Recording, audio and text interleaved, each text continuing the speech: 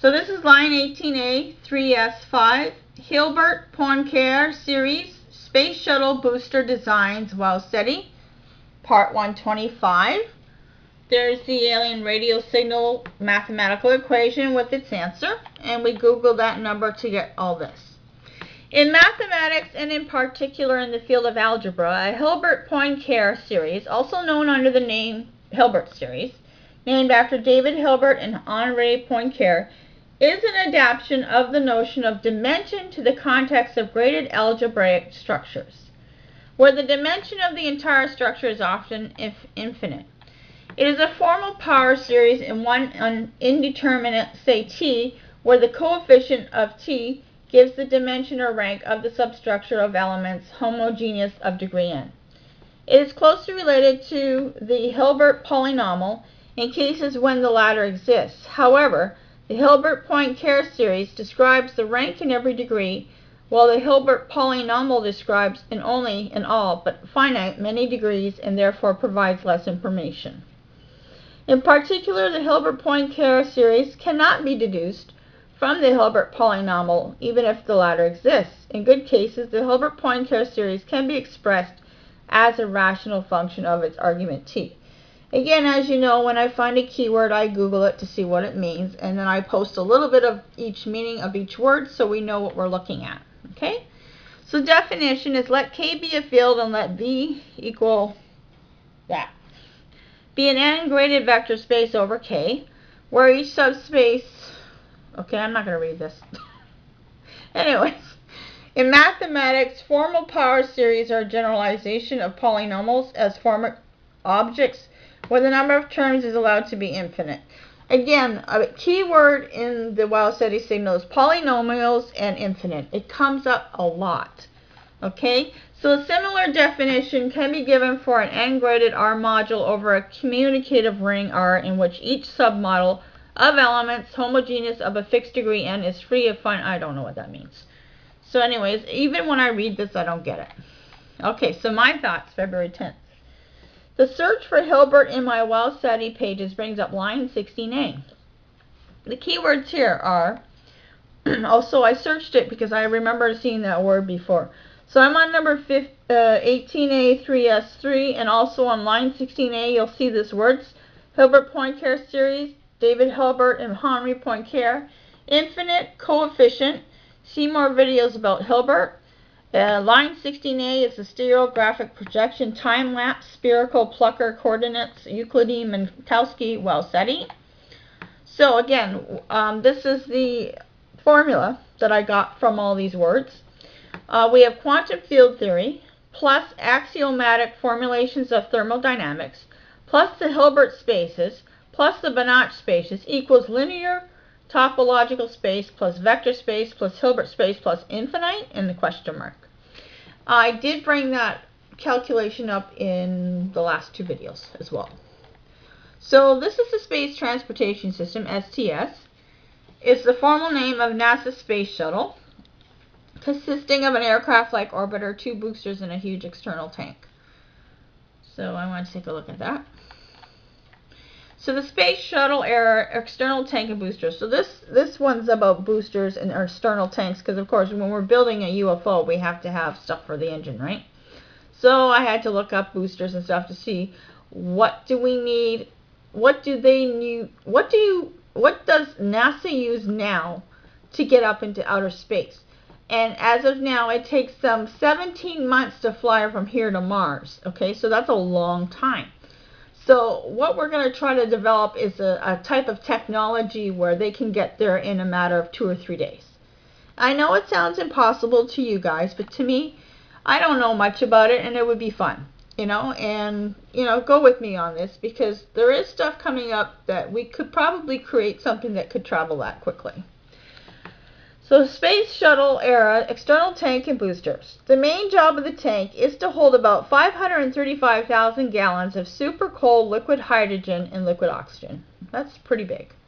The lower portion of the tank holds the liquid hydrogen, which is the fuel for the engines. So basically they need that much fuel right now in order to travel in outer space. So it's good to know what they need now And then you have to take that and try to figure out what can you work with it to make it more gas efficient. You know, get more mileage out of it, right? The second coldest known chemical, it is stored in the tank at minus 423 degrees. Wow, Fahrenheit. The upper part of the tank holds liquid oxygen chilled to minus 297 degrees. Wonder why it's so cold. The twin solid, if you guys know why they chill it so cold, leave a comment. I would like to know. The twin solid rocket boosters are bolted to either side of the tank, with the shuttle itself riding piggy bank. The SRBs hold their own fuel, a mixture of powdered aluminum and a chemical called ammonium perchlorate. When dry, the combination feels like a pencil eraser. The fuel is the solid in the solid rocket booster's name. The 15-story tall boosters work much simpler than liquid-fueled rockets that require complex engines and pumps.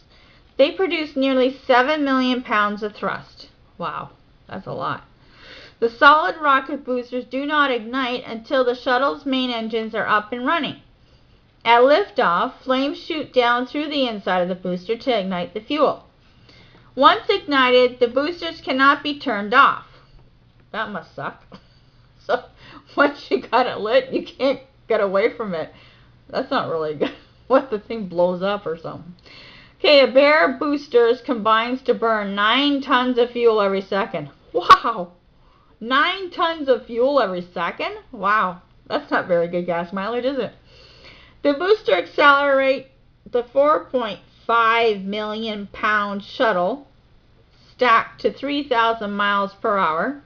Okay, so it goes 3,000 miles per hour and 24 miles high in 2 minutes. Pretty good. By then, most of the fuel is used up and the boosters fall away, leaving the shuttle's own main engines to reach orbit. The boosters parachuted safely into the ocean, where they were recovered and reused on later launches. After the shuttle engine shut down and the orbiter was on its way, the tank fell away and safely burned up in the atmosphere over the ocean. I wonder if that's called toxic waste. Just wondering. NASA's shuttle fleet performed unprecedented work in orbit during its career, whether deploying spacecraft to distant worlds, setting up the Hubble Space Telescope to view the edge of the universe, or building the largest orbiting laboratory in history. Getting into space to perform this historic work took teamwork with the machinery of a shuttle stack. I want you to look at this. Whether deploying spacecraft to distant worlds, doesn't it make you wonder that they haven't already gone to distant worlds? They just haven't told us. Just wondering. Anyways, here's the 2 solid rocket boosters. That's what they look like. And there's the cone. There's the cone tip. So this is 2 solid rocket boosters. SRBs each generate 12.5 mn of thrust at liftoff, totaling up to 83% of the total thrust needed. After 2 minutes of flight, the boosters are jettisoned at a height of about 45 kilometers. They separate from the shuttle, deploy parachutes, and fall into the Atlantic Ocean for recovery. Oh, so they reuse them. Oh, so they're recycled. That's good. So the length is 45.46 meters, diameter is 3.71 meters. The empty weight of it is 68,000 kilograms. Liftoff weight is 571,000 kilograms. Boy, that's pretty heavy. Burn time, 124 seconds. Space Shuttle main engine. Check that baby out. That's huge, eh? SSME. Each orbiter has 3 Rocketdyne Block 2 SMEs, each with a sea level thrust of 1.752 mn at 104% power. The total thrust of 3 engines at liftoff is 5.25 mn. I don't know what mn stands for. The engines run on liquid oxygen and liquid hydrogen carried in the external tank. The burn time of the engine is 480 seconds. Boy, this stuff doesn't last very long. They need to develop some sort of liquid. We need to develop a liquid oxygen thing that recycles, keeps burning, and doesn't stop burning. That's what we need to make. Something that doesn't burn out. Okay, tags. Graded vector space, graded algebraic structures, coefficient infinite. I'm not going to read them all. Just look at them. There you go. Gets too boring when I read everything, right? Okay, so this is more of an information video. Basically, I had to look up these keywords because I wanted to know what they were. I honestly didn't know anything about outer space, so I'm learning as I go along. Okay, next.